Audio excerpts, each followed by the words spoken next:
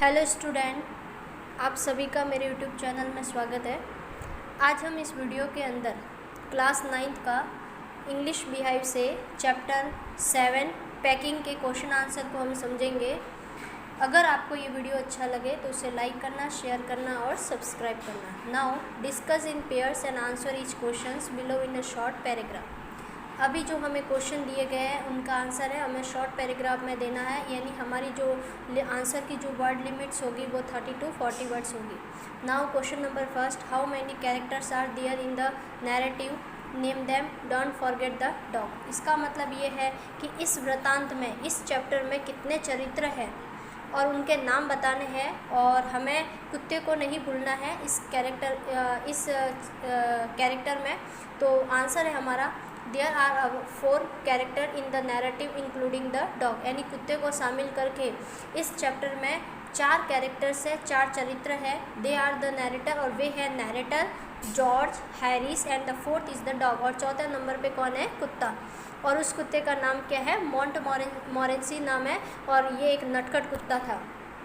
Question number 2 देखेंगे, why did the narrator Jerome volunteer to do the packing, यानी packing करने के लिए लेखक खुद क्यों तैयार हो गया था। Now answer, the narrator felt that he new more about packing than any other person living.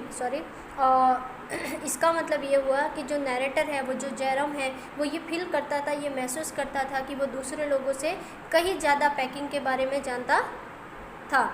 Moreover, इससे ज़्यादा he would get an opportunity to boss the job and George and Harris would do the job under his direction.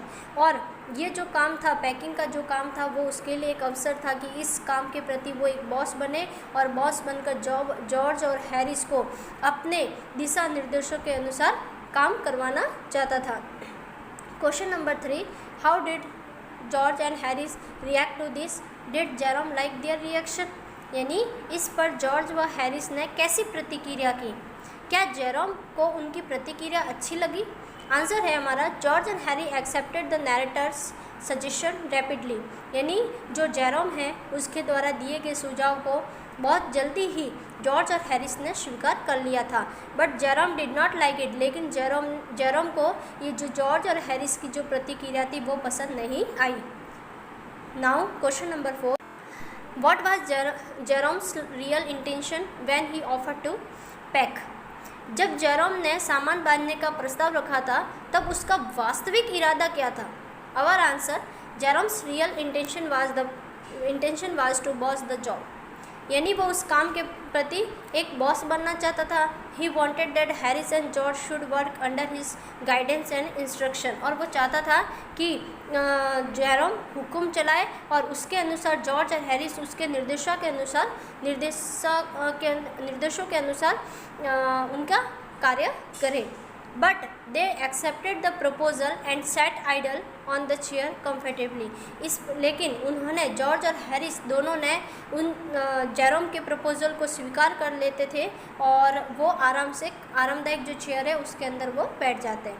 Question number 5 है, what did Harris say after the bag was shut and strapped, why do you think he waited till then to ask, यानी bag को बंद किए जाने और उस पर फीता बांध लिए जाने के बाद हैरिस ने क्या कहा। आप क्यों सोचते हैं कि उसने पूछने के लिए तब तक इंतज़ार किया। Now our answer, Harris asked the narrator, यानी हैरिस ने नैरेटर से पूछा। कब पूछा? जब उसने बैग को फीते से बांध लिया था, तब उसने पूछा कि बूट को अंदर नहीं रखोगे। He did it with an intention to irritate the narrator, और वो जो हैरिस है वो उसने पूछने के लिए तब तक इंतज़ार इसलिए किया क्योंकि वह उसे खिंचाना चाहता था, यानी नैरेटर को क्या करना चाहता था? इरिटेट करना चाहता था और खिंचाना चाहता था। Now question number 6, what horrible idea occurred to Jerome a little later, यानी कुछ समय बाद जेरोम को क्या भयानक विचार आया। Now answer, Jerome was going to close the bag after putting the boots in it, यानी जब उसने बूट को उस बैग के अंदर बंद करने के बाद वो ज्यों ही बैग को बंद कर रहा था, he suddenly thought of his toothbrush, तो उसे टूथब्रश के बारे में विचार आया। While travelling he must needed the toothbrush which he packed in the bag. Now he had to search for it in the bag. Jerome है वो ये जानना चाहता था कि क्या उसने टूथब्रश को बैग में पैक किया है या नहीं. Now he had to search for it in the bag, और वो अब बैग के अंदर उसे ढूंढने लगा.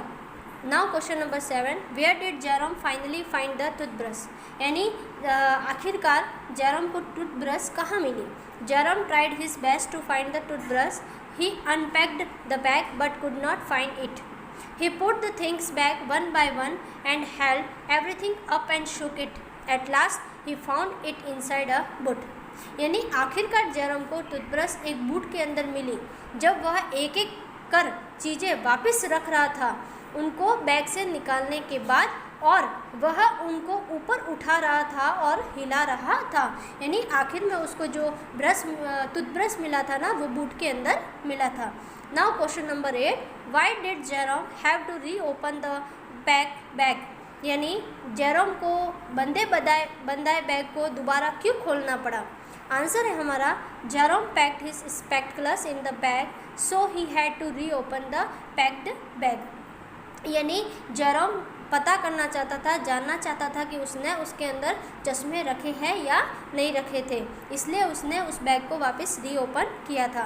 क्वेश्चन नंबर 9 है, what did George and Harris offer to pack and why. George और हैरिस ने क्या पैक करने का प्रस्ताव रखा और क्यों रखा. Now answer, George and Harris offer to pack hamper because they wanted Jerome to take some rest. They decided to pack the rest of things themselves. यानी जॉर्ज और हैरिस ने बैग पैक करने का प्रस्ताव रखा क्योंकि वे जॉर्ज और Harris है वो दोनों जेरोम को रेस्ट देना चाहते थे, और they decided to pack the rest of things themself. और जॉर्ज और हैरिस ने से चीज़ें टोकरियाँ यानी बैग में या टोकरियों में पैक करने का नीचे किया था.